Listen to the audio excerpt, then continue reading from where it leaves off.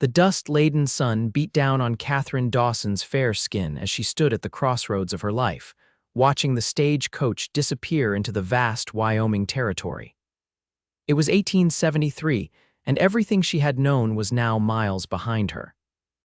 The promise of a teaching position in Fort Bridger had drawn her west, but standing alone with her trunk and carpetbag, the enormity of her decision threatened to overwhelm her.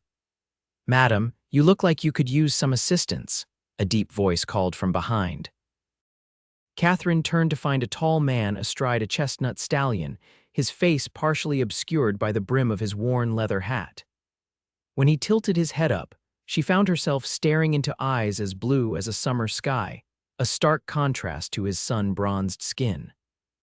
"I'm Xavier James," he said, dismounting in one fluid motion.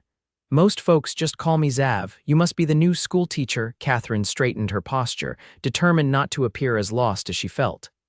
"Yes, I am, Katherine Dawson, recently of Boston." Xavier's weathered face broke into a warm smile. "Fort Bridger's been awaiting your arrival for some time, Miss Dawson. The children have been running wild without proper schooling." He hoisted her trunk onto his wagon with surprising ease. His forearms, exposed where he'd rolled up his sleeves, were corded with muscle earned through hard labor. Katherine found herself staring and quickly averted her gaze. "Thank you, Mr. James. I wasn't certain anyone would be meeting me. Town council asked if I'd fetch you. My ranch is just outside town, but I come in regular for supplies." He offered his hand to help her onto the wagon seat. Hope the journey wasn't too difficult. His calloused palm against hers sent an unexpected warmth through her fingers. "It was educational," she replied, settling her skirts. "I've never traveled so far from home before." Xavier chuckled as he climbed up beside her. "Well, Miss Dawson, Wyoming territory isn't Boston, that's certain, but it has its charms once you get used to the dust and the occasional outlaw." The wagon lurched forward and Katherine gripped the wooden seat. "Outlaws, are they a common occurrence?" "Common enough that you learn to be cautious, rare enough that we still sleep at night." He glanced at her worried expression and added, "Don't fret. Fort Bridger's about as civilized as the territory gets.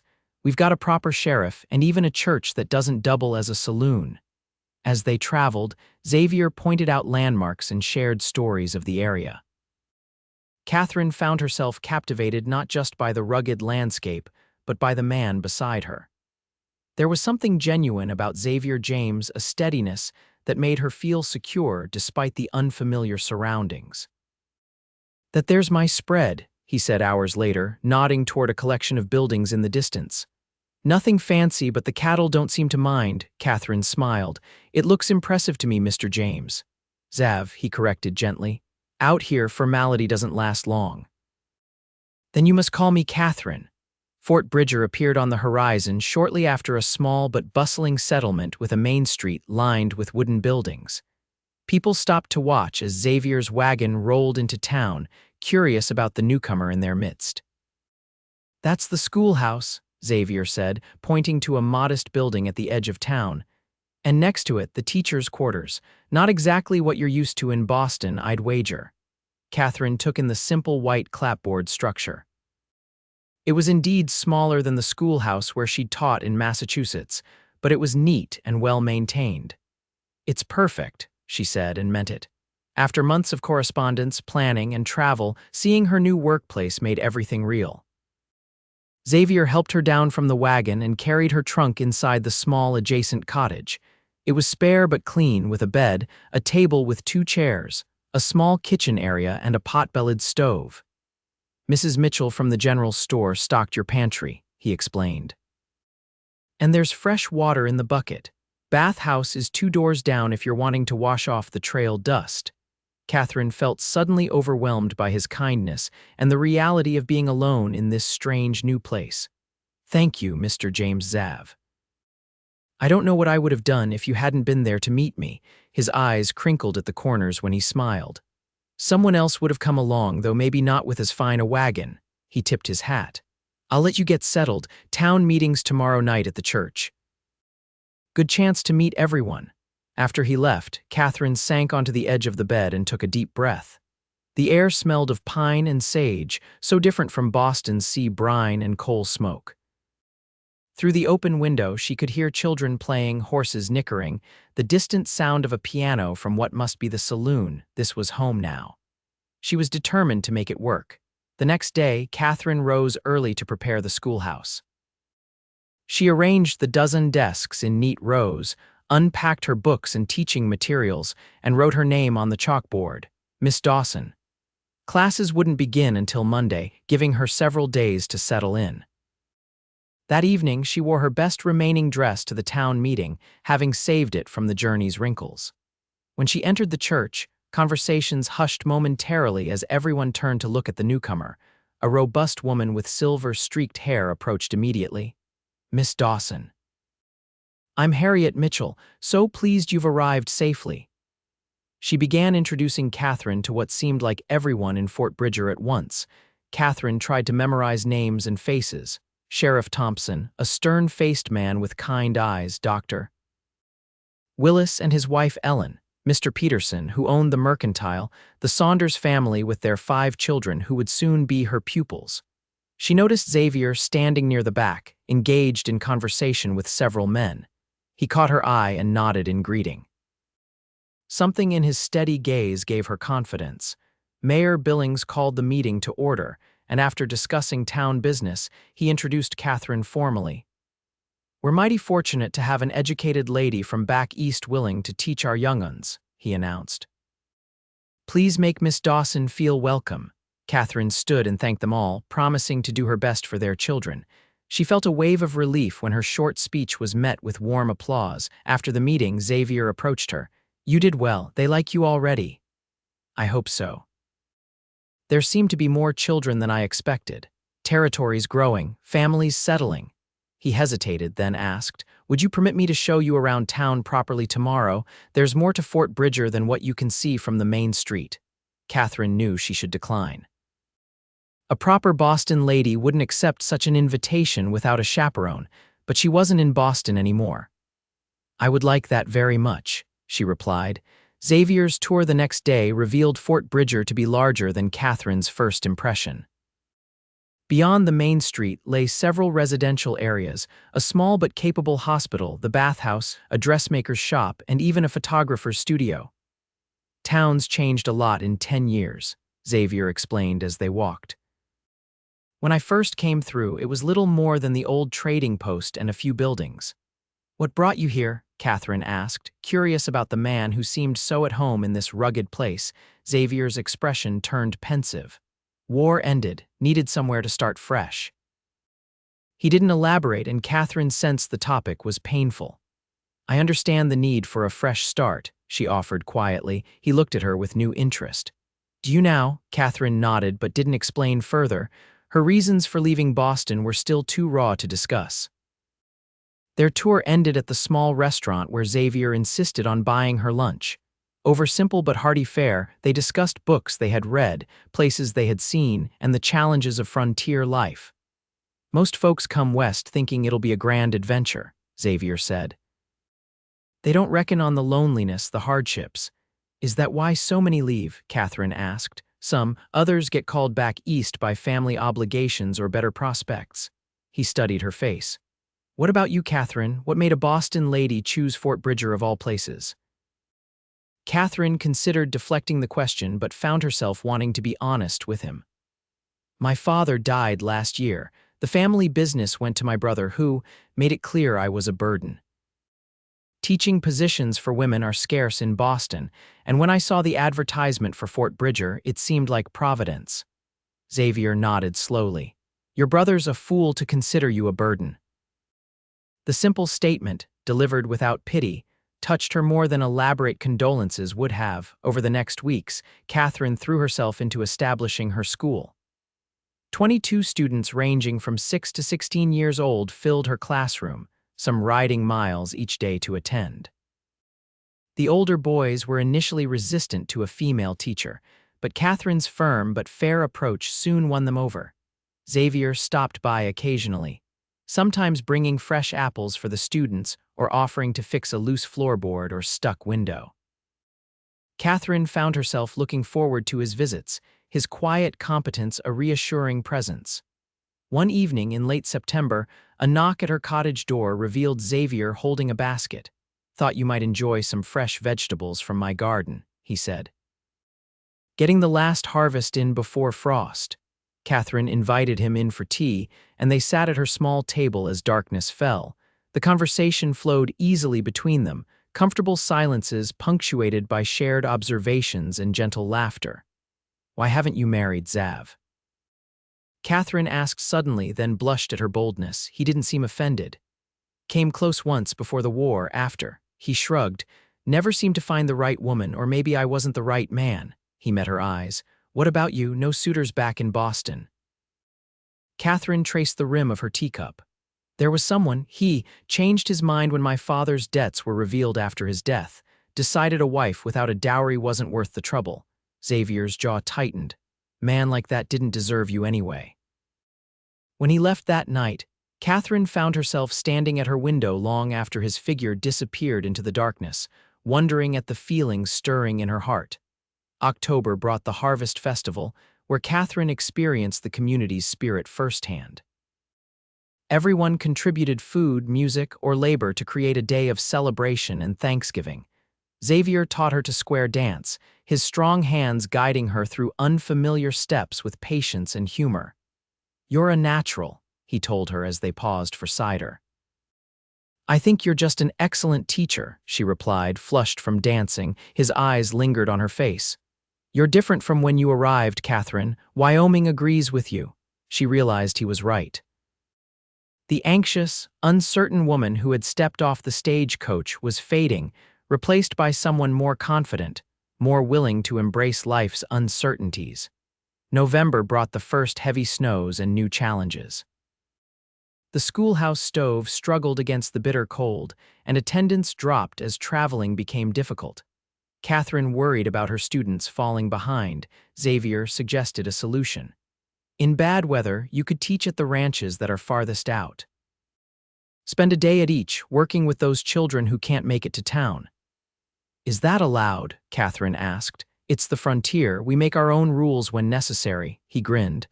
"I'd be happy to drive you in my sleigh. Got business with several of those ranchers anyway." And so began their winter routine. 3 days a week, Xavier would arrive with his horse-drawn sleigh, bundled in furs, with heated bricks wrapped in flannel to keep their feet warm. They would visit remote homesteads where Katherine would teach, while Xavier discussed cattle, land, or equipment with the parents. During these journeys, wrapped in buffalo robes against the cold, they shared stories from their pasts. Xavier spoke of his Virginia childhood, his time in the Union Army, the nightmares that still occasionally plagued him.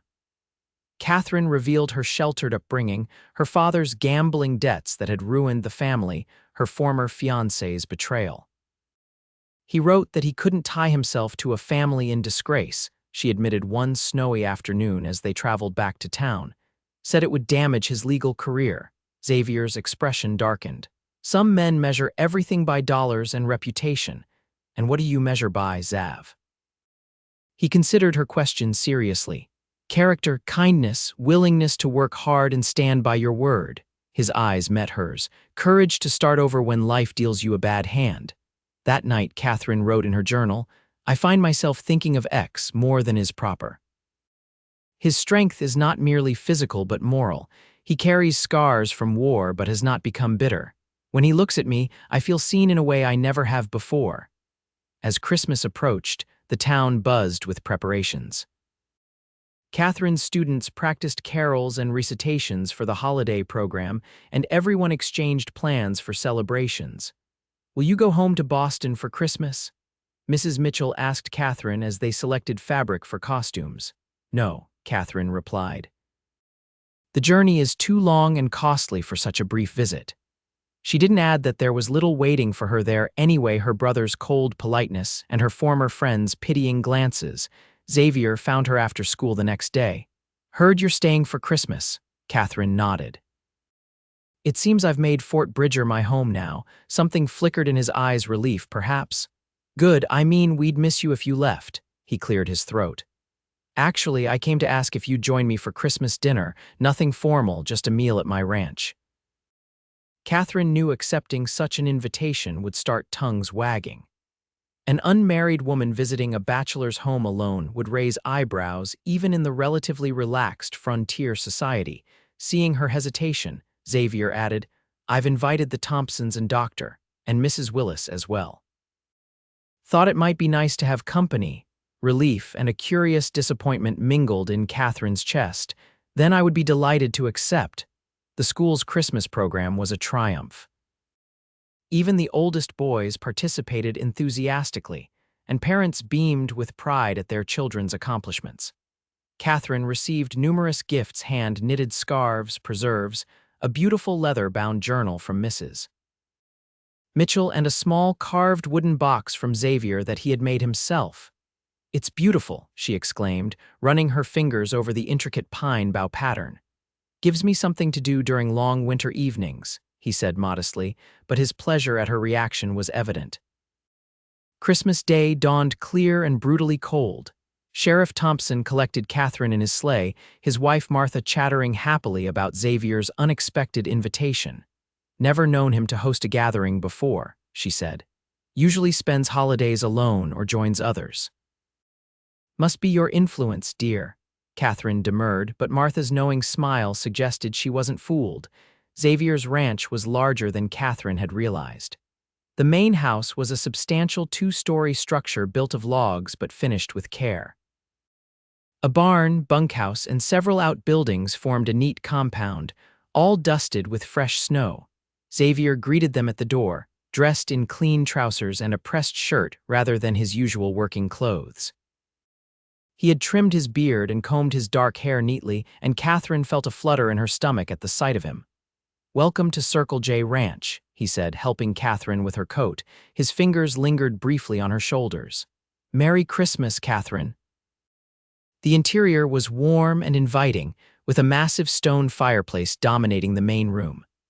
Pine boughs and red ribbons decorated the mantel, and a small tree stood in the corner, adorned with paper stars and carved wooden ornaments. The meal was surprisingly elegant: roast beef, vegetables from Xavier's root cellar, fresh bread, and an apple pie that he admitted Mrs. Jenkins, his housekeeper, had prepared before leaving to spend the holiday with her daughter's family. "You've created a lovely home, Xavier," Mrs. Willis commented, looking around the comfortable room. "Too big for one man," Sheriff Thompson remarked with a significant glance between Xavier and Catherine. "After dinner, Doctor." Willis entertained them with stories from his early days practicing medicine on the frontier, while Martha Thompson played carols on Xavier's surprisingly well-tuned piano. Catherine found herself seated beside Xavier on a small sofa, acutely aware of his presence. "Thank you for including me today," she said softly. "This is the most pleasant Christmas I've had in years." "Having you here makes it special," he replied, his voice equally low. "The house feels different with you in it. Better." When the other guests departed in the late afternoon, Xavier insisted on driving Catherine home himself. "Got to check on the herd anyway," he explained to the Thompsons, though his horses were nowhere in evidence. The ride back to town was quiet, both of them wrapped in their own thoughts. As they approached her cottage, Catherine broke the silence. "Your ranch is wonderful, Xav. You've built something significant here," he nodded. "Took years of hard work, still more to do," he hesitated. "Sometimes I think about what's missing, though. Missing." He pulled the sleigh to a stop outside her cottage. "A ranch needs more than buildings and cattle, needs a family to make it truly alive." Catherine's heart quickened. "I imagine it does." Xavier helped her down from the sleigh, his hands strong at her waist.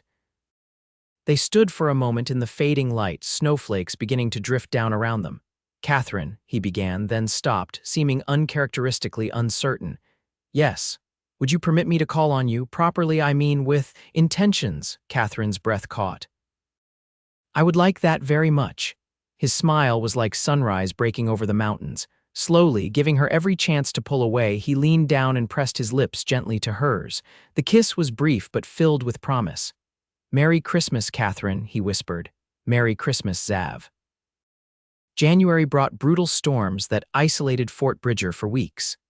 Xavier visited whenever the weather permitted, sometimes staying only long enough to ensure Katherine had enough firewood and supplies before returning to his ranch and the cattle that depended on him. Their courtship progressed slowly by Eastern standards, but at a pace that felt right for them both. Xavier took her sleigh riding on clear days, brought her books he thought she might enjoy, and spent evenings by her fire discussing everything from politics to poetry. The town watched their developing relationship with approval. Katherine was well-liked as a teacher, and Xavier was respected as a successful rancher and fair employer. Their courtship seemed natural to everyone, perhaps inevitable. In February, during a rare dinner at the town's small restaurant, Xavier spoke of his plans to expand the ranch. Thinking of building a new wing on the house come spring, he said. Adding a proper library, maybe a larger kitchen. Katherine smiled at his enthusiasm. It sounds wonderful. Your home is already so comfortable. Xavier reached across the table and took her hand. Been thinking it might be more than just my home someday, if you wanted. Katherine's pulse quickened. Xav, are you? Not officially asking, not yet. His thumb traced circles on her palm. But I want you to know where my heart is heading. I care for you, Katherine, more than I thought possible. I care for you too, she whispered, eyes shining. Very much. In March, tragedy struck when influenza swept through Fort Bridger. Katherine's school closed as families fell ill, and she joined the efforts to care for the sick alongside Dr. Willis and other volunteers. Xavier delivered medicines from the next town when Fort Bridger's supplies ran low, braving treacherous spring roads. He returned to find Katherine herself bedridden with fever at the doctor's house, where she had been staying while helping nurse others. For 3 days, Xavier rarely left her side, bathing her forehead with cool cloths, coaxing her to drink broth, and speaking softly to her even when she was too delirious to respond. Dr. Willis found him praying beside her bed on the second night, his usual stoicism replaced by naked fear. When her fever finally broke and she opened her eyes to find him dozing in a chair beside her, unshaven and exhausted, Katherine knew with absolute certainty that she loved him. Xav, she whispered, her voice weak. He jerked awake instantly. Katherine, thank God, his hand engulfed hers. How do you feel? Like I've been trampled by your entire herd. She managed a weak smile. You stayed with me, couldn't leave you. His voice was rough with emotion. Thought I might lose you before I even had the chance to. To what? To ask you to be my wife. Despite her weakness, joy flooded through her. Are you asking now? He smiled, brushing hair from her forehead. No, when I propose properly, you'll be standing on your own 2 feet, not looking like a strong breeze might carry you away. His expression grew serious. But I want you to know, Katherine Dawson, that these past days have shown me I cannot imagine life without you. April brought renewal to the land and to Fort Bridger. As the snows melted and wildflowers began to dot the prairies, the town recovered from the influenza outbreak. School resumed, and life returned to its rhythm with the added sweetness of spring's promise. Xavier began construction on the addition to his home, and Katherine found herself consulted on details of the library and kitchen in ways that made clear they were being designed with her preferences in mind. The implications warmed her heart, even as propriety prevented her from being too directly involved. On the last Saturday in April, Xavier invited Katherine for a ride to see a special spot on his property. They rode horseback, Katherine now comfortable on the gentle mare Xavier had trained specifically for her. He led her to a hillside overlooking a meandering stream where cottonwoods were just beginning to leaf out. A small table and 2 chairs had been set up with a basket containing lunch and a bottle of wine. This is beautiful, Xav, Katherine exclaimed as they dismounted. What a perfect spot. Found it my first day on this land, he said, helping her sit. Knew right then this would be the heart of my ranch. They enjoyed their meal amidst the beauty of Wyoming spring, talking easily about everything and nothing. After they finished, Xavier grew unusually quiet. Is something wrong? Katherine asked. He shook his head. Just thinking about how much has changed since you arrived in Fort Bridger, how much you've changed me. I've changed too, she admitted. I came west because I had nowhere else to go, but now I can't imagine being anywhere else. Xavier rose and extended his hand to help her up. When she stood, he didn't release her fingers but instead dropped to one knee before her. "Katherine Dawson, I've loved you since I don't know when. Maybe since I first saw you looking lost but determined at the stagecoach stop. Maybe during those sleigh rides when you told me your dreams. All I know is that I want to build a life with you, a family, a future." He reached into his pocket and produced a ring with a small but perfect diamond. "Will you marry me?" Tears filled Catherine's eyes. "Yes, Xavier James, yes, with all my heart." He slipped the ring onto her finger, then stood and gathered her into his arms. Their kiss was tender at first, then deepened with the promise of all they would share. "I want you to know," Xavier said when they finally parted, "that marrying me means taking on this life. It's not always easy. There will be hard winters, drought summers, livestock problems, and all manner of challenges." Katherine placed her hand against his cheek. "I know what I'm choosing, Xav. I'm choosing you and everything that comes with you.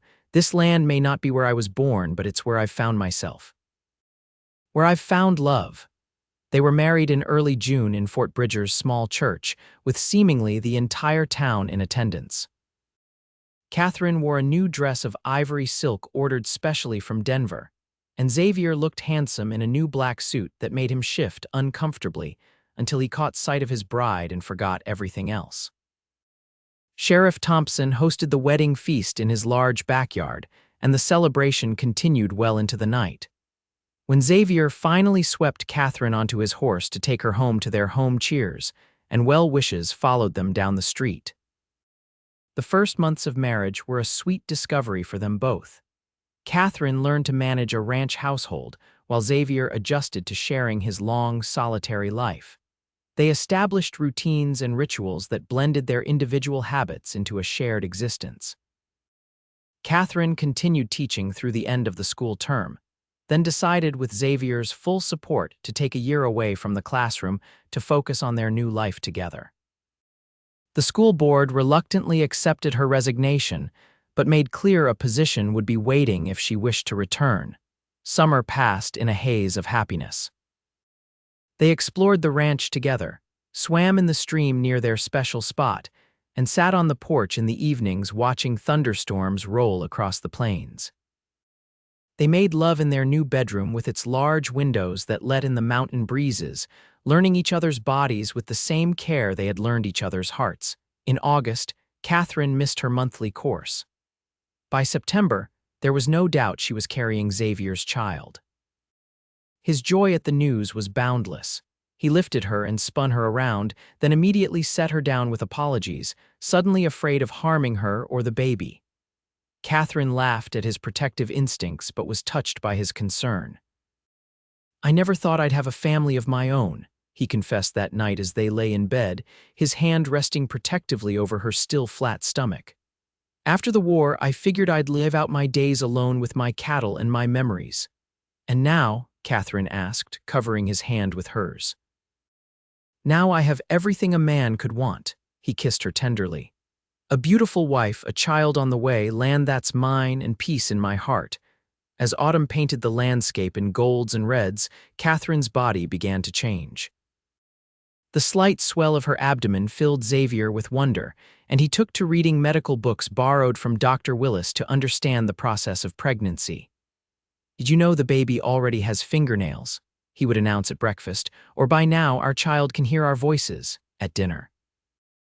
Katherine found his enthusiasm endearing, though his protectiveness occasionally bordered on excessive.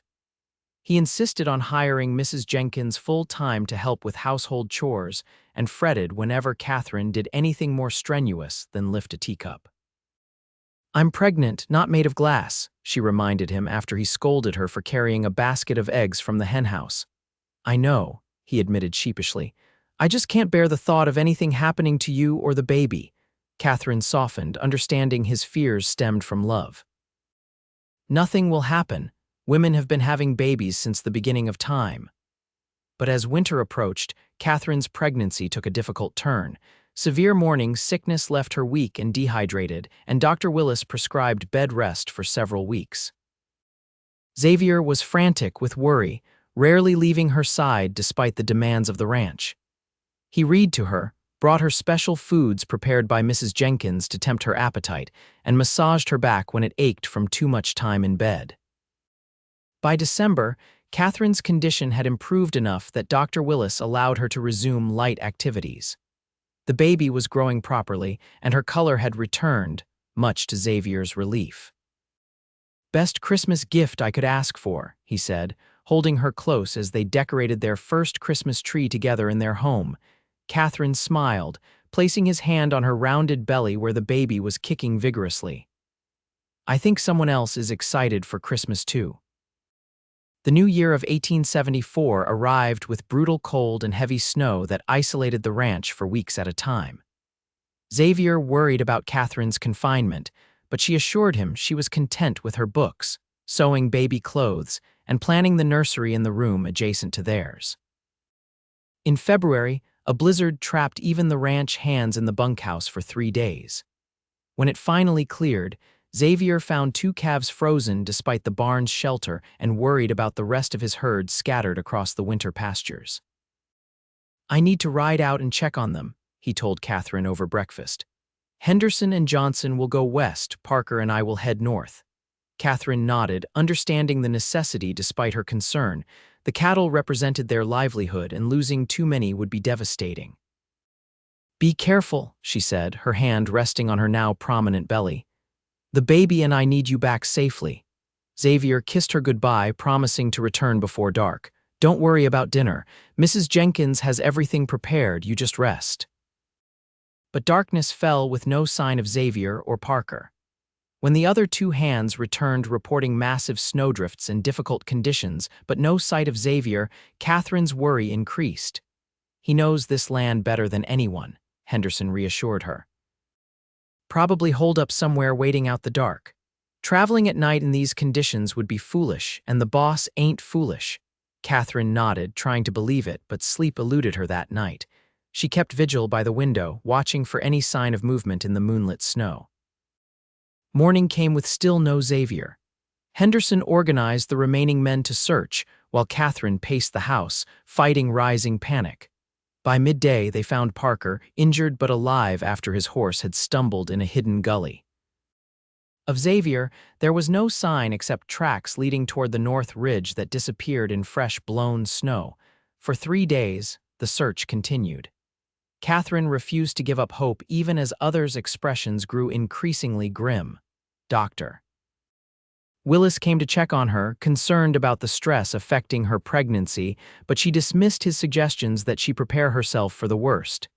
"He's alive," she insisted. "I would know if he weren't, I would feel it." On the 4th morning, Catherine woke from a fitful sleep to the sound of commotion outside. She rushed to the window to see men helping a figure from horseback, a figure she recognized instantly, despite the bundled clothing. She ran downstairs and out onto the porch, heedless of the cold in her nightgown and robe. Xavier looked up, his face pale and drawn beneath several days' growth of beard, but his eyes lit up at the sight of her. "Catherine," he breathed, limping toward her with Henderson's support. She flew into his arms, tears streaming down her face. "I knew you'd come back, I knew it." Xavier held her tightly, his face buried in her hair. "Got caught in a slide. Horse broke his leg, had to put him down and make my way on foot. Found shelter in that old line cabin on the North Ridge." Later, after Dr. Willis had examined him and found no serious injuries beyond exhaustion, frostbite on 2 toes, and dehydration, Xavier and Catherine lay in their bed, her head on his chest, listening to his heartbeat. "I was so afraid," she admitted. "Everyone thought you were dead." "Not everyone," he said, stroking her hair. "You didn't. No, I couldn't accept it." She raised her head to look at him. "What kept you going out there?" His hand moved to caress her belly where their child grew. The thought of never meeting our baby or holding you again." His voice broke. "I made promises to you, Catherine. I intend to keep them." March brought the first signs of spring and increasing discomfort for Catherine as her pregnancy entered its final weeks. Her back ached constantly, her ankles swelled, and sleep became elusive as the baby grew more active. Xavier, fully recovered from his ordeal, treated her with such tender care that she sometimes laughed at his solicitousness. He massaged her feet each night, read to her when she couldn't sleep, and talked to her growing belly as if the child inside could understand every word. "I'm building you a rocking horse," he informed her stomach one evening. "And when you're bigger, we'll get you a pony of your own. Your mama's a fine rider now, and you will be too." Katherine smiled, running her fingers through his hair as he pressed his ear to her belly. "You're going to spoil this child terribly." "Planning on it," he admitted with a grin. "First of many, I hope." The baby came 2 weeks early, on a clear April morning just as dawn was breaking. Katherine woke to a sharp pain and the wetness of her waters breaking. Xavier, instantly alert at her gasp, needed only one look at her face to understand. "It's time," he asked, already pulling on his clothes. Katherine nodded, grimacing as another contraction began. "Mrs. Jenkins," she managed, "and send for Dr. Willis." Xavier moved with efficient speed, alerting the housekeeper, who had been staying in the guest room for this very purpose, then dispatching a ranch hand to fetch the doctor from town. When he returned to their bedroom, Mrs. Jenkins was already helping Katherine into a clean nightgown. "Everything's proceeding normally," the older woman assured Xavier. "First babies often take their time, could be hours yet." But Katherine's labor progressed rapidly. By the time Dr. Willis arrived 2 hours later, she was already fully dilated and fighting the urge to push. "You're doing wonderfully, Mrs. James," the doctor said after examining her. "The baby's in perfect position. When you feel the next contraction, I want you to push." Xavier held her hand, wiping her brow with a cool cloth, murmuring encouragement as she worked to bring their child into the world. Katherine had never experienced such pain, nor such determined focus. Everything narrowed to the rhythm of contractions and the doctor's calm instructions. After what seemed both an eternity and an instant, a lusty cry filled the room. Dr. Willis smiled as he lifted the baby for them to see. "You have a son," he announced. "A fine, healthy boy." Xavier's face transformed with wonder as the squalling, red-faced infant was placed in Katherine's arms. "A son," he whispered, touching the tiny hand with a finger that seemed enormous by comparison. "Katherine, you've given me a son." Katherine looked down at their child, overcome with love for this perfect being they had created together. "Hello, William," she said softly, using the name they had chosen if the baby was a boy after Xavier's father. "We've been waiting for you." The first weeks with baby William were a blur of exhaustion, joy, and adjustment. Katherine found breastfeeding challenging at first, but persevered with Mrs. Jenkins's experienced guidance. Xavier took to fatherhood with natural ease, seeming unfazed by dirty diapers or middle-of-the-night crying. "You're a natural," Katherine told him one night as she watched him pace the floor with William on his shoulder, patting the baby's back until he burped and then settled. Xavier smiled. "Never thought I'd have this, a son of my own." His expression turned wistful. "My father would have loved to meet him." Katherine knew Xavier rarely spoke of his family, most of whom had died during or after the war. "Tell me about your father," she encouraged. Xavier sat beside her, William sleeping peacefully against his chest. "He was a good man, fair. Taught me everything about horses and cattle. Wasn't much for showing affection, but I never doubted he loved me." He looked down at their son. "I want William to always know how much I love him, want to tell him every day." "He'll know," Katherine assured him, leaning against his shoulder. "Just as I do." By summer, Katherine had regained her strength and William was thriving.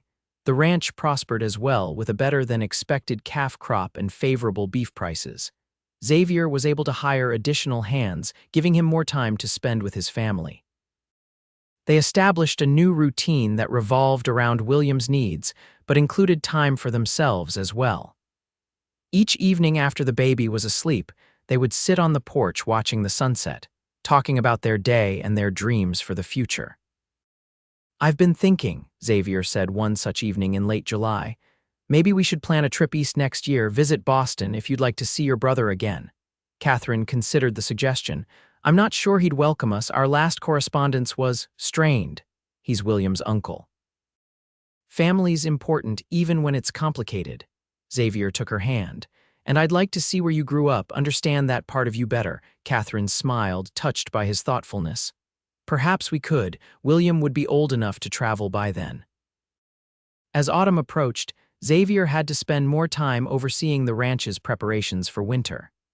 Katherine, feeling restored to full health, decided to take William to Fort Bridger for a visit. She missed the friendships she had formed there, and she wanted to show off her beautiful son. The trip was a success. William, now nearly 6 months old, charmed everyone with his sunny disposition and Xavier's blue eyes. Katherine enjoyed catching up with Mrs. Mitchell, the Willises, and her former students, many of whom were growing rapidly. "We miss you at the school, Mrs. Thompson told her over tea. "Though Miss Patterson is doing her best, she hasn't your way with the children." "I miss teaching sometimes," Katherine admitted. "Perhaps when William is a bit older, I might take on a few students at the ranch." When Xavier came to collect them the following day, his face showed strain beyond the usual pressures of ranching. "What's wrong?" Katherine asked as soon as they were alone in the wagon, William sleeping in a basket between them. Xavier hesitated. "Received a telegram. Cattle prices are falling in Chicago. Might need to delay our selling until spring, which means keeping more stock through winter than planned." He glanced at her. "We'll be fine, but it might be a lean year. May need to postpone some of the improvements we discussed." Katherine nodded, understanding the implications. The ranch was profitable but still building its reserves. A significant price drop could strain their finances. "We'll manage," she assured him. "We have everything we truly need." Xavier smiled, the tension in his shoulders easing slightly. "This is why I love you, always seeing the heart of things." Winter came early that year, with the first heavy snow falling in October. Xavier worked tirelessly to ensure the cattle had access to feed and shelter, often returning home after dark, exhausted but determined. Katherine did her part by managing the household frugally, preserving every scrap of food, mending rather than replacing worn items, and keeping careful account of their supplies. Mrs. Jenkins, who had stayed on part-time after William's birth, taught Katherine additional skills in stretching resources. By December, the financial situation had grown more concerning. A banking panic back east had rippled through the economy, further depressing cattle prices and making credit tighter. Xavier was forced to let go 2 of his newer hands, keeping only Henderson and Parker through the winter. "We'll recover," he assured Katherine one night as they reviewed the account books together after William was asleep. "Spring will bring new calves and the market always rebounds eventually, but it might be a year or 2 before we're truly comfortable again." Katherine squeezed his hand. "We have our home, our health, and each other. Everything else is just details." Christmas was simpler that year, but no less joyful. They couldn't afford extravagant gifts, but William, now crawling and babbling, provided endless entertainment as he discovered the wonders of wrapping paper and ribbon. Xavier had carved a set of wooden animals for his son, and Katherine had knitted him a sweater and hat. "Best Christmas yet," Xavier declared as they sat before the fire, William asleep in his arms. "Our first as a complete family." January brought brutal storms that tested even Xavier's experience. Twice he and Henderson had to dig cattle out of snowdrifts, working in temperatures well below freezing to save valuable breeding stock. Katherine worried each time he went out, remembering his near-fatal experience the previous winter. One particularly vicious blizzard lasted 3 days, trapping them all indoors. Even with the fire roaring, the house grew cold as the wind found every crack and crevice. They moved William's crib into their bedroom, and all slept under every available blanket and quilt. When the storm finally passed, Xavier went out to assess the damage and returned with a grim expression. "Lost at least a dozen head that I could find," he reported. "Henderson's checking the south pasture, but I expect more there." Katherine knew each lost animal represented a financial setback. "I'm sorry, Xav," he sighed heavily. "Nature of ranching, good years and bad." He removed his coat and boots, then reached for William, who was trying to pull himself up using the sofa. "At least you're thriving, little man." February brought a new concern. William, who had been robustly healthy since birth, developed a persistent cough and fever. Dr. Willis, summoned from town, diagnosed bronchitis and prescribed steam treatments and a mustard plaster for the child's chest. "Keep him warm, keep him hydrated," the doctor instructed. "Most children recover well, but watch for any worsening of symptoms." For 3 nights, Katherine and Xavier took turns sitting up with their son, holding him upright when his coughing worsened, sponging his little body when fever spiked. Xavier's face grew haggard with worry and lack of sleep, while Katherine prayed as she had never prayed before. On the fourth morning, William's fever broke. His coughing eased, and he took breast milk eagerly for the first time in days. The relief was overwhelming. "I've never been so scared," Xavier admitted as they watched their son sleep peacefully at last. "Not even when I was lost in that blizzard." Katherine leaned against him, exhausted but profoundly grateful. He's strong like his father. By March, William had fully recovered, and signs of spring began to appear. The first calves were born, with a better survival rate than Xavier had feared given the harsh winter. The financial news from the East remained concerning, but Xavier managed to secure a small loan from the Fort Bridger Bank to tide them over until fall. As April approached, marking a full year since William's birth, Katherine began to suspect she might be pregnant again. Her courses had always been regular since resuming after William's birth, but now she was 2 weeks late. She felt the familiar fatigue and sensitivity that had marked her early pregnancy with her son. She waited another week to be certain before sharing her suspicion with Xavier. They were in their special spot by the stream, having brought William for a picnic on an unusually warm spring day. The baby was napping on a blanket beside them, exhausted from his efforts at standing. "Xav," Katherine said, watching his profile as he surveyed his land, "I think we may be having another baby." His head whipped toward her, surprise giving way to a broad smile. "Are you sure?" "Not completely, but yes, I believe so. It's too early for Dr. Willis to confirm, but I feel the same changes I did with William." Xavier gathered her into a gentle embrace. "Katherine," he whispered against her hair, "you astound me. Another child." He pulled back to look at her face. "Are you happy about this, with everything being so uncertain right now?" Katherine nodded without hesitation. "Children are blessings, not burdens. We'll manage, just as we have with everything else." Xavier kissed her then, pouring all his love and gratitude into the embrace. When they parted, he placed a hand reverently on her still flat stomach. "Hello in there," he said softly. "We're already looking forward to meeting you." By June, Katherine's pregnancy was confirmed and beginning to show. William had taken his first unassisted steps, filling their days with the new challenge of keeping up with a toddler determined to explore everything.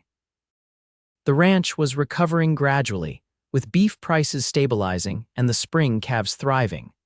Xavier hired back one of the hands he'd been forced to let go and spoke cautiously of expanding their operation if conditions continued to improve. Katherine, meanwhile, had begun teaching the ranch hands' children 2 afternoons a week in a corner of the main house, fulfilling her desire to continue education work while remaining close to William. As summer progressed, however, a new worry emerged. The expected summer rains failed to materialize, and the pastures began to brown prematurely. Xavier spent long days moving cattle to ensure they had adequate grazing, and the men dug deeper water holes as the smaller ones dried up. "Worst drought in 10 years, Henderson commented one evening when he came to the house for instructions.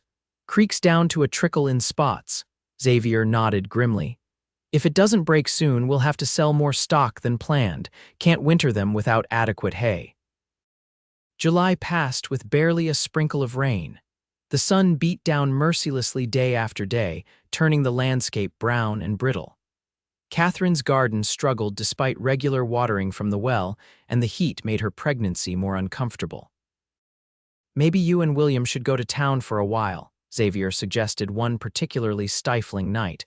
"The Thompsons would put you up, might be easier on you there." Katherine shook her head firmly.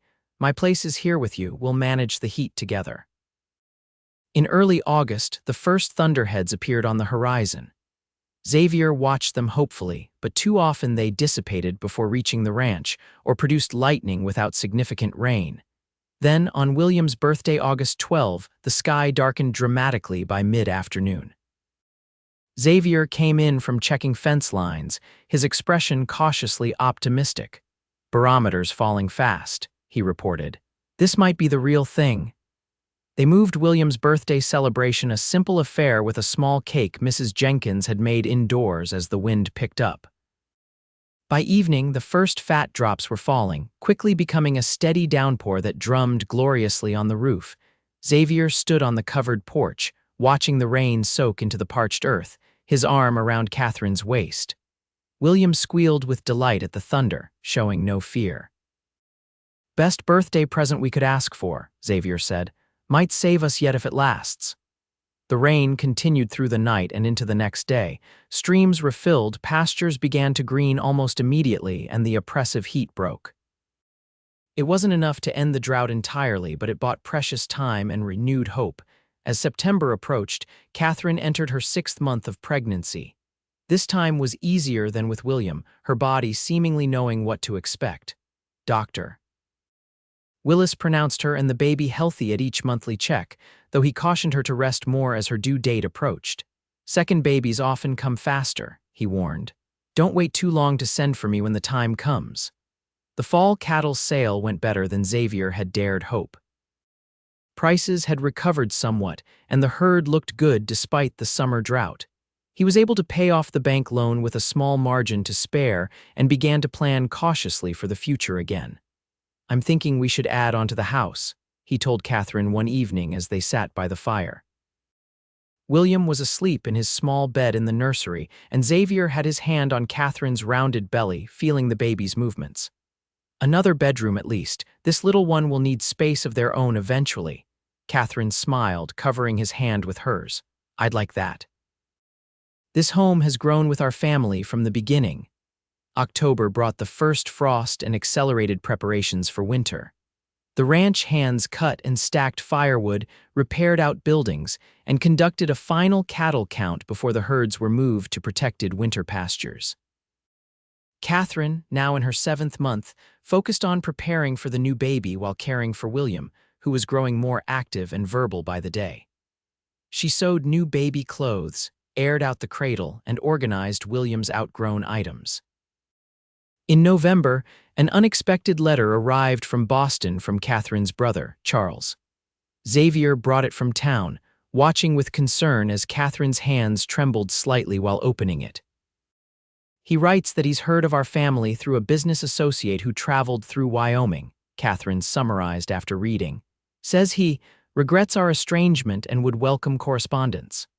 She looked up at Xavier, her expression a mixture of surprise and wariness. "It's been nearly 2 years since I last wrote him." Xavier sat beside her, taking her free hand. "People change. Maybe he's realized what he lost when he pushed you away." Katherine nodded slowly. "Perhaps. He mentions that he married last year, Eleanor. Says she's encouraged him to reconnect with family." "Will you write back?" Katherine considered the question. "Yes, I think I will. He is William and this baby's only uncle. Family is important, as you've said." The letter sparked a new connection to Catherine's past. She wrote to Charles, sharing news of their life in Wyoming, William's growth, and the expected baby. His reply came surprisingly quickly, warmer in tone than she had expected, with a small gift for William enclosed and congratulations on the coming child. As December settled over the ranch with a blanket of snow, Katherine felt a sense of completion she had never experienced before. Their home was warm and secure. William was thriving, the new baby grew steadily within her, and even her relationship with her brother showed signs of healing. Most precious of all was her partnership with Xavier, which deepened with each challenge they weathered together.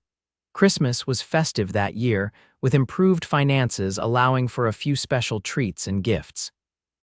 William, now 16 months old, was old enough to participate in the excitement, though he found the wrapping paper and boxes as interesting as their contents. "Next Christmas, we'll have 2 children to spoil," Xavier remarked as they watched William playing with his new wooden train. "Hard to believe how much our lives have changed in 2 years." Katherine leaned against him, her hand resting on her prominent belly where the baby shifted and kicked. "When I stepped off that stagecoach, I never imagined I'd find all this. I was just hoping for a quiet place to rebuild my life." Xavier kissed her temple. "And I never imagined that the schoolteacher from Boston would be the answer to prayers I hadn't even voiced." January brought heavy snows, but none of the life-threatening blizzards of the previous winter. Xavier managed the ranch efficiently, having learned from past challenges, and found more time to spend with Katherine and William as her due date approached. Dr. Willis arranged to stay in Fort Bridger rather than returning to his regular circuit of outlying settlements, wanting to be available when Katherine went into labor. Mrs. Jenkins moved back into the guest room, caring for William and managing the household as Katherine grew more uncomfortable in the final weeks of pregnancy. On the morning of February 3, 1875, Katherine woke before dawn with the familiar tightening of early contractions. She lay quietly for a few moments, timing the sensations before gently touching Xavier's shoulder. "Xav," she whispered, "I think today's the day." He was instantly alert, reaching for her hand. "How far apart?" "About 15 minutes. My waters haven't broken yet." Xavier nodded, pressing a kiss to her forehead. "I'll send for Dr. Willis and let Mrs. Jenkins know. Do you want to get up or stay in bed for now?" "I think I'll walk a bit. It helped last time." The labor progressed more quickly than with William. By mid-morning, Katherine was breathing through increasingly powerful contractions while Xavier supported her. Dr. Willis arrived just as her waters broke, finding her already well advanced. "This baby's in a hurry," he commented after examining her. "Won't be long now." He was right. Just before noon, after less than an hour of pushing, Katherine gave birth to a daughter 7 pounds of pink-cheeked perfection with a dusting of dark hair like her father's. "A girl," Xavier whispered, awestruck as Dr. Willis placed the swaddled infant in Katherine's arms. "We have a daughter." Katherine looked down at their baby girl, her heart expanding with a love equal to what she felt for William, yet somehow unique to this new little person. "Hello, Elizabeth Grace," she said softly, using the name they had chosen to honor both their mothers. Xavier sat beside them on the bed, one arm around Katherine, the other hand gently stroking his daughter's cheek. "She's perfect. You're perfect. I never knew a man could be this blessed." Later that afternoon, Mrs. Jenkins brought William in to meet his sister. The toddler approached cautiously, his blue eyes wide with curiosity as he peered at the baby in his mother's arms. "William, this is Elizabeth," Katherine said gently. "Your sister." William reached out a tentative finger to touch the baby's hand. "Bye-bye," he said clearly, looking up at his father for confirmation. Xavier nodded, pride evident in his face. "That's right, son, your baby sister. You're a big brother now." William seemed to consider this information seriously before breaking into a smile. "My bye-bye." Xavier laughed, lifting his son onto the bed beside Katherine. "Well, she's all of ours, but yes, you'll help take care of her, won't you?" As Katherine watched her husband and son bonding over the newest member of their family, she felt a profound contentment. The journey that had brought her west, born of desperation and loss, had led to this moment of absolute fullness. Spring came early that year, as if nature itself was celebrating their expanded family. Elizabeth proved to be an easy baby, nursing well and sleeping for longer stretches than William had at her age. Katherine recovered quickly from the birth, and by April was able to resume most of her normal activities while caring for both children. Xavier completed plans for expanding the house, hiring carpenters from town to add 2 more bedrooms and enlarge the kitchen. The work would be done over the summer, and Katherine found herself looking forward to the improvements while treasuring their cozy home as it was. One evening in late May, as they sat on the porch watching the sunset, Elizabeth sleeping in Katherine's arms while William played with wooden blocks at their feet, Xavier revealed news he'd been holding back. "I've had an offer from Henderson," he said. "He wants to buy into the ranch as a partner, has some savings and good ideas about expanding the operation." Katherine looked at him with surprise. "A partner? You've always run things yourself," Xavier nodded. "Have been thinking about it since Elizabeth was born. Ranch is growing." "So is our family. Being sole owner means all the risk is on my shoulders, on our shoulders," he corrected himself. "Partnership would spread that risk, bring in fresh capital, and—" He hesitated. "And what?" Katherine prompted. "And give me more time with you and the children." He met her gaze. "Nearly losing my life in that blizzard, then almost losing William to illness. Makes a man think about what matters most." I want to build this ranch into something we can pass on to our children, but I don't want to miss watching them grow up while I do it." Catherine's heart swelled with love for this man who continued to surprise her with his thoughtfulness. "I think it sounds like a wonderful idea, if you trust Henderson and the terms are fair." Xavier smiled, relieved. "Been working out the details for weeks. Think it could be good for everyone." He reached over to stroke Elizabeth's downy head. "Good for our family most of all." The partnership became official in June, with papers signed in the Fort Bridger Bank. Henderson moved into the expanded bunkhouse, bringing fresh energy and ideas to the ranch operations. Xavier, true to his word, arranged his work to spend more time with his family, particularly in the mornings and evenings. By August, the house addition was complete, giving them room to grow. Elizabeth was sitting up now, watching her brother's antics with delighted giggles, while William chattered increasingly complex sentences and explored every inch of their expanded home. In September, a letter arrived from Charles in Boston with surprising news. He and his wife Alina were planning a trip west the following spring and wished to visit. Katherine responded enthusiastically, the last vestiges of her estrangement from her brother fading as their correspondence grew warmer. "Will be good for the children to know their uncle," Xavier commented when she shared the news. "Family connections matter even across such distance." The ranch prospered through fall and into winter. The partnership with Henderson proved fruitful, allowing for strategic expansion without overextending their resources. Xavier spent more evenings at home, reading to William, rocking Elizabeth, and sharing quiet moments with Katherine after the children were asleep. Christmas that year was their most joyful yet. William, at 2.5, fully embraced the excitement, while Elizabeth, 10 months old, crawled enthusiastically among the discarded wrapping paper. Xavier presented Katherine with a beautiful silver locket containing tiny portraits of the children, which he had commissioned from a traveling photographer. "So you always have them close to your heart," he explained as he fastened it around her neck, "though I know they're there already." Katherine touched the locket tenderly, then handed Xavier a package of her own. Inside was a leather-bound journal, the first pages filled with her elegant handwriting. "I've started recording our family's story," she explained as he thumbed through it. "How we met, built our life together, welcomed our children. I want them to know it all someday how much they were wanted, how deeply they're loved." Xavier's eyes grew suspiciously bright as he read a passage. "This is the greatest gift," he said hoarsely, "our history in your words."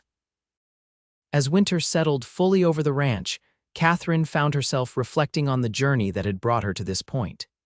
Each month in Wyoming had changed her, strengthening her in ways she never could have imagined when she first arrived, terrified but determined, at Fort Bridger. In February, they celebrated Elizabeth's first birthday with a small party. The little girl was walking now, toddling after her brother with determination, her dark curls bouncing. William had appointed himself her protector, showing surprising patience for a child not yet 3. "Hard to believe it's been a year already," Xavier remarked as they watched the children playing after cake had been served and the few guests the Hendersons, Dr. and Mrs. Willis, and the Thompsons had gone home. "A wonderful year," Katherine agreed, leaning against his shoulder. That night, after the children were asleep, Xavier held Katherine close in their bed, his fingers tracing patterns on her arm. "Do you ever regret it?" he asked suddenly. "Coming west, marrying a rancher instead of some Boston lawyer or businessman?" Katherine raised herself on one elbow to look at him, surprised by the question. "Never, not for a single moment." She touched his face gently. "Why would you ask such a thing?" Xavier shrugged slightly. "Your brother's visit coming up made me think about the life you left behind." "The comforts, the society," Katherine shook her head firmly. "Xav, the life I left was empty. I was alone, unwelcome in my brother's home, with no real purpose. Here, I have everything that matters: love, family, meaningful work, a home that's truly ours." She kissed him softly. "You are my choice every day, you and our children and this life we've built." His arms tightened around her. "I thank God every day that stagecoach brought you to Fort Bridger." Spring arrived with renewed activity on the ranch. Calving season kept Xavier and Henderson busy, while Catherine prepared for Charles and Alina's visit. The children grew and changed daily. It seemed William's vocabulary expanding exponentially, Elizabeth becoming more coordinated and willful. In April, a telegram arrived announcing Charles and Alina's imminent arrival by train to the nearest station, a half-day's journey from Fort Bridger. Xavier insisted on accompanying Catherine to meet them, leaving the children with Mrs. Jenkins, nervous.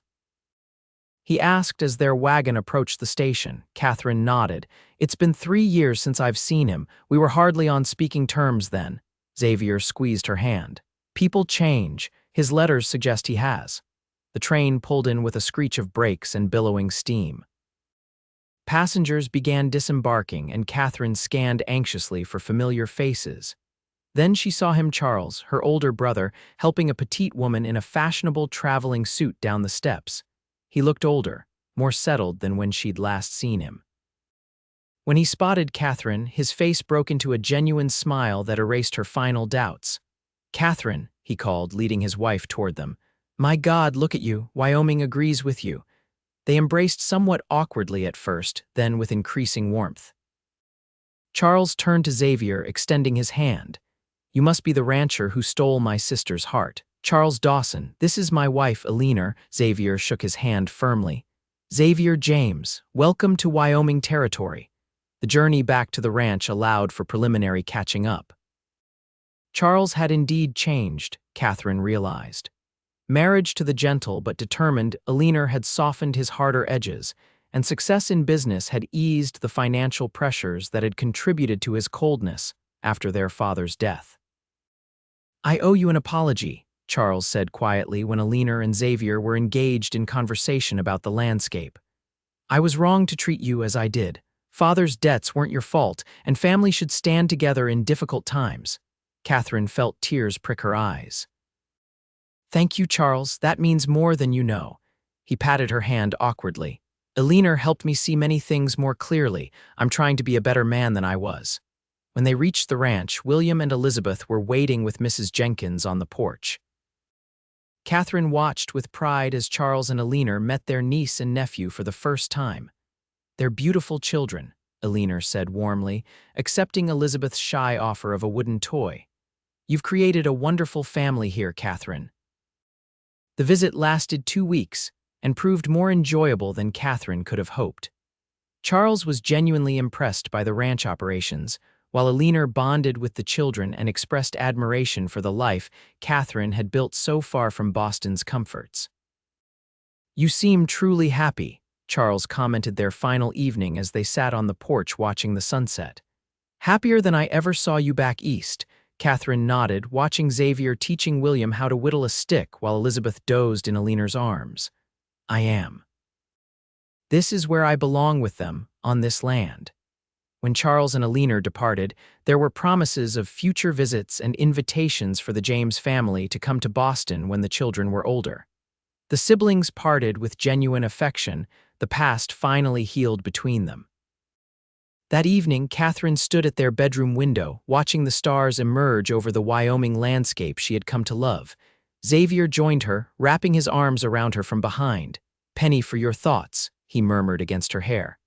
"I was thinking about time," she replied softly. "How quickly it passes with the children, yet how much life we've lived together in just a few years." Xavier turned her gently to face him. "Having regrets about your brother leaving," she shook her head. "No, I'm glad we've reconciled, but my home is here now, my heart is here." She placed her hand on his chest. "With you," Xavier covered her hand with his own.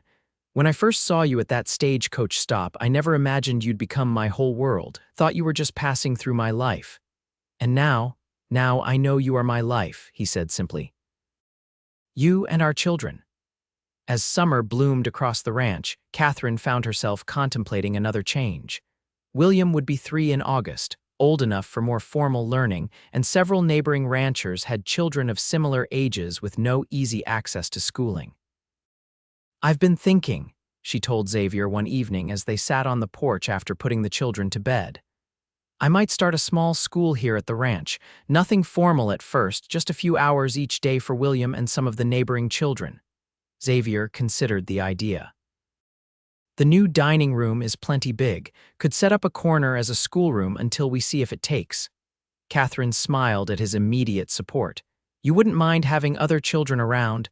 This ranch was always meant to be full of life, he replied. Besides, our children could use the company. Ranching can be isolated.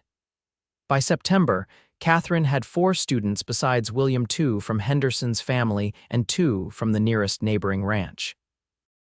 She taught them 3 mornings a week, balancing education with her duties as a mother and rancher's wife.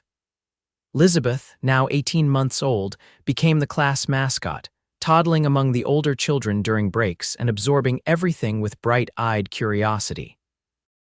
She'll be reading before she's 3 at this rate, Xavier commented one day, finding his daughter helping Katherine arrange books after the other children had gone home. Life settled into a new rhythm as autumn painted the landscape in gold and crimson. The ranch continued to prosper under Xavier and Henderson's partnership, allowing for further improvements to the property and a comfortable financial cushion against future challenges. In November, Katherine received unexpected news from Boston. Eleanor was expecting their first child in the spring, and Charles asked if Katherine might consider visiting for the birth. He wants to mend fences completely, she told Xavier as they discussed the letter. Says Eleanor would appreciate having family support. Xavier nodded thoughtfully. You should go if you want to. The children and I can manage for a few weeks. Katherine considered the idea. I'd want to take the children. William's old enough to travel, and I couldn't bear to be separated from Elizabeth for so long. Of course.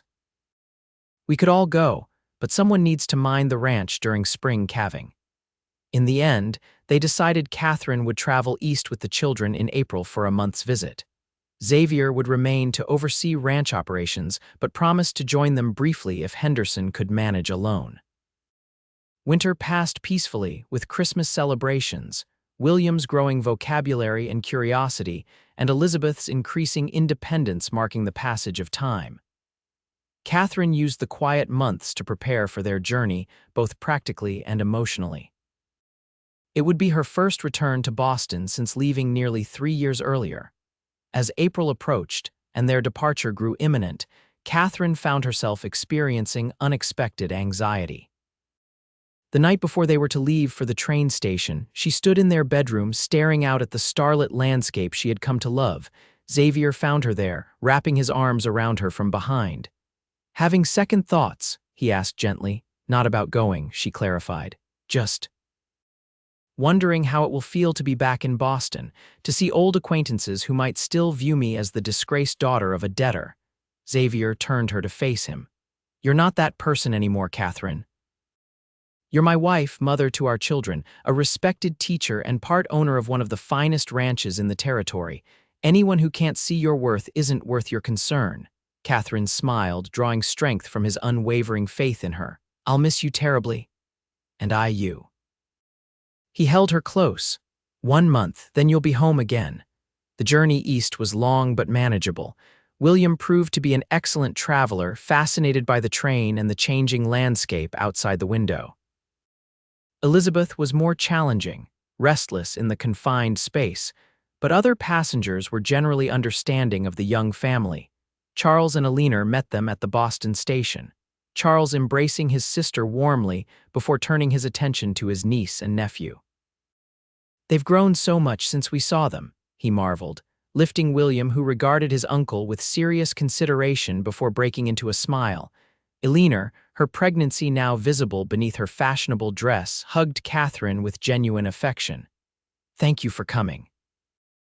It means more than I can say. The Dawson home in Boston was a stately townhouse in a fashionable neighborhood far grander than Katherine had expected. Charles had clearly prospered in the years since their father's death. Your rooms are upstairs, Eleanor explained as a maid took Katherine's bags. We've set up a nursery adjoining your bedroom for the children. That first evening, after the children were asleep in the beautifully appointed nursery, Katherine sat with Charles and Eleanor in the drawing room, feeling strangely dislocated. The formal furnishings, the maid who served tea, the distant sounds of carriages on cobblestone streets all were once familiar, but now seemed alien after years of ranch life. You seem different, Katherine, Charles observed. More confident somehow, Katherine smiled. Wyoming does that to a person. You learn what you're capable of when necessity demands it. The days that followed brought reunions with old acquaintances, shopping expeditions with Alina, and the peculiar experience of seeing her former world through new eyes.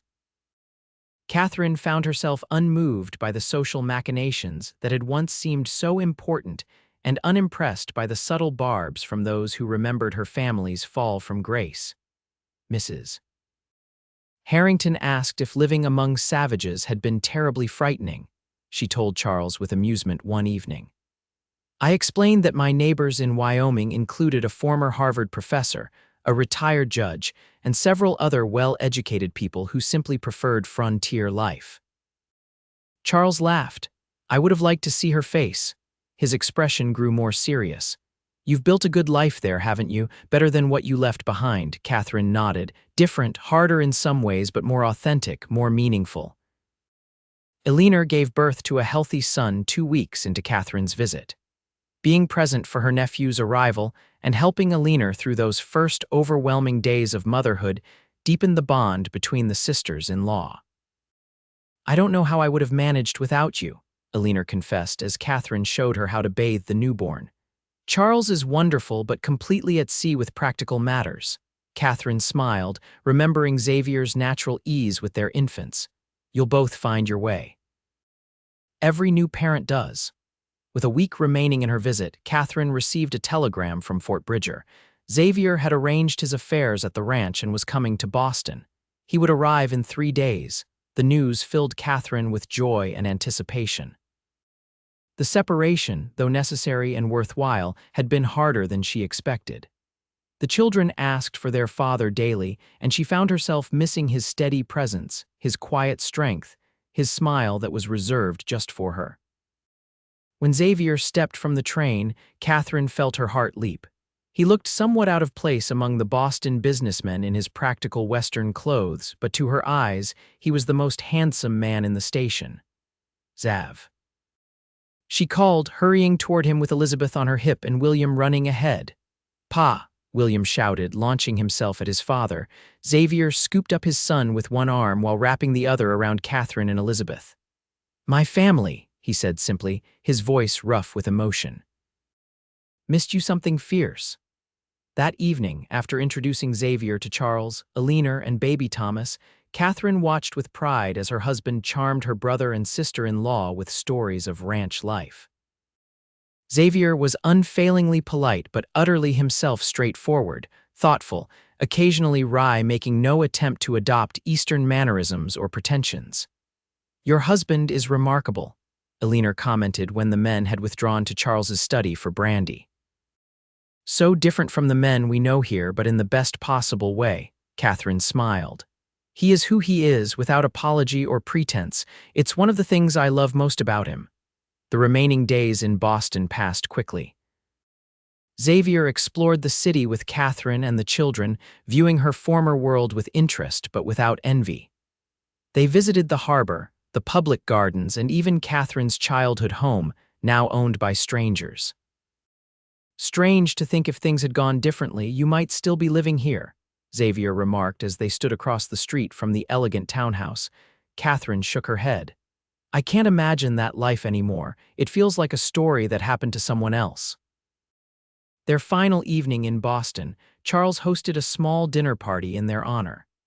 Katherine wore her finest dress, still modest by Boston standards, and noticed with amusement the curious glances directed at Xavier in his best suit, which marked him unmistakably as a Westerner despite its quality. They're trying to figure you out, she whispered as they greeted guests. The wild rancher who captured the Dawson girl. Xavier's eyes crinkled with suppressed laughter. Should I tell them I wrestled a bear this morning? Later, one of Charles's business associates cornered Xavier. James, how long do you intend to remain in the West? Surely as your children grow, you'll want the advantages of Eastern education and society for them. Xavier considered the question seriously. My children are receiving an excellent education from their mother, who was Boston trained. As for society, they're learning values I consider more important: self-reliance, hard work, judging people by character rather than wealth or position. He smiled politely. But I appreciate your concern. On the train journey home, with William and Elizabeth sleeping across from them, Catherine leaned against Xavier's shoulder. Thank you for coming to Boston. It meant so much to have you there. He kissed the top of her head. Wouldn't have missed it. Besides, wanted to see where you came from, understand that part of your life better. And now that you have, Xavier's arm tightened around her. Now I understand even more clearly what you gave up to come west. Makes me all the more determined to ensure you never regret that choice. Catherine looked up at him, her heart full. I could never regret choosing you, choosing us. The ranch welcomed them home in late May, the landscape lush with spring growth, the house standing solid and welcoming after their long absence. Henderson had managed everything perfectly, and Xavier slipped back into ranch operations with ease. Catherine found a renewed appreciation for their home after seeing it through the lens of her Boston experience. The open spaces, the freedom, the community that valued substance over appearance all reinforced her certainty that this was where she belonged. As summer bloomed across the ranch, Catherine's small school grew to include 8 students.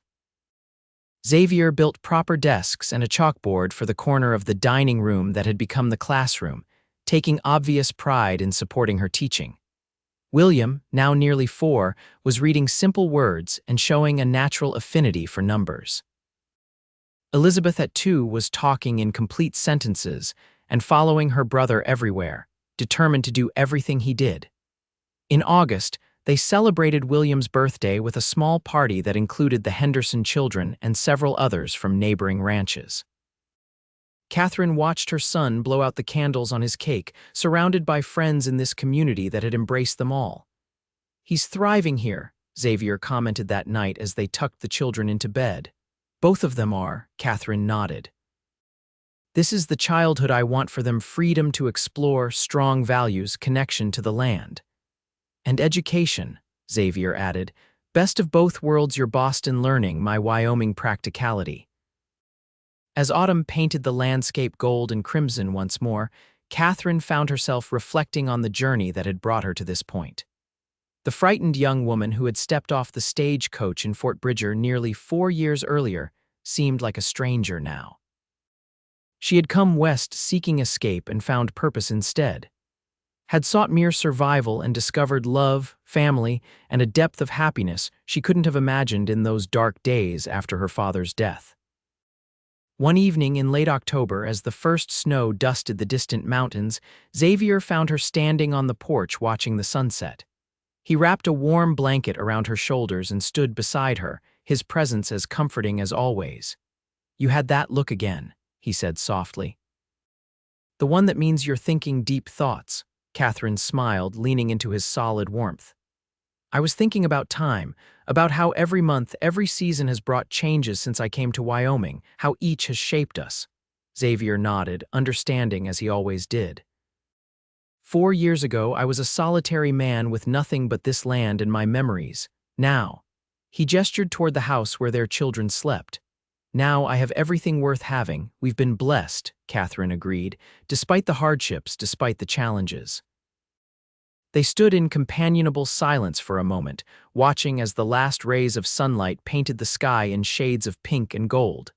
Then Xavier turned to her, taking both her hands in his. I want you to know something, Catherine, something I should tell you more often. His blue eyes held hers with an intensity that still made her heart quicken after all this time. You are the heart of this family, the soul of this home. Every month that passes, every season that changes, only deepens my love for you. Catherine felt tears spring to her eyes at the simple sincerity in his voice. Oh, Xav, I know there must be times you miss the ease of Eastern life, he continued, times when ranch living seems too harsh or lonely. Catherine shook her head. No, he gently placed a finger against her lips. Let me finish. There was a day last winter when I found you crying. You thought I didn't see, but I did. It was after another month had passed with no letter from your brother before he wrote again. Catherine remembered the moment, a brief, private surrender to the isolation of winter and lingering hurt over her estrangement from Charles. She hadn't realized Xavier had noticed. "I should have said this then," he continued, his voice low and earnest. "No matter what comes, no matter how much time passes or what challenges we face, you're still my forever, Catherine. Nothing will ever change that." The words, so simple, so profound, filled every corner of her heart. Catherine reached up to touch his beloved face, weathered by Wyoming's sun and wind, creased now with lines of laughter around his eyes that hadn't been there when they first met. "And you are mine," she whispered. "My choice, my love, my forever." As the first snowflakes began to fall around them, Xavier drew her into his arms. Their kiss held all the warmth of summer despite the gathering chill, a promise renewed, a love deepened by every month, every season, every year they had shared, and all those still to come. Later, as they checked on their sleeping children before retiring to their own room, Catherine felt a sense of completion that transcended mere happiness. This life they had built together, this family, this home, this love was more than she had ever dared to dream when she stood alone at that crossroads years ago. What had begun as escape had become destiny. What had started as mere survival had blossomed into a life rich with purpose and joy. And at the center of it all was Xavier, the man who had taught her that forever wasn't just a promise, but a choice made anew with each rising sun. As winter settled over the ranch, wrapping their world in hushed white, Catherine knew with absolute certainty that whatever challenges the future might hold, whatever joys or sorrows might come, they would face them together month after month, season after season, for all the forever they could claim.